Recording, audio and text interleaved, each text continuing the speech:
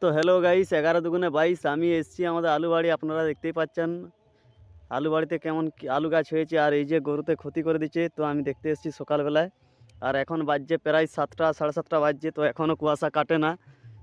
দেখুন আপনারা কেমন কুয়াশা, চারিদিকে অন্ধকার, কিছু দেখা যাচ্ছে না আর নেই। তো আমি এখন আলু বাড়িতে এসেছি, দেখছি কেমন কি আলু গাছ হয়েছে না হয়েছে। আলুতে জল পাওয়াতে হবে। তো এখন ধান কাটা করলাম, তো এখন চাষের কাজ টুকটাক চলছে। এরপরে কিছুদিন পরে আরও বেরিয়ে যাব। এই জমিনেতে তলা ফেলেছে, এখন দেরি আছে। তো আমি এখন আলু বাড়িতে এসেছি, আর এই যে আলু গাছের কেমন কি ক্ষতি করেছে আপনারা দেখুন। গরু ছাগল ছেড়ে মাঠে আলু গাছের যাই করে দিয়েছে। তো কি বলবো গাইস, আমাদের চাষিদের এরকমই হয়, ওটা ভেবে লাভ নেই। যা হচ্ছে হোক, দেখা যাক। তো কুয়াশাটা আপনারা দেখুন কেমন কুয়াশা হয়েছে, বিশাল কুয়াশা।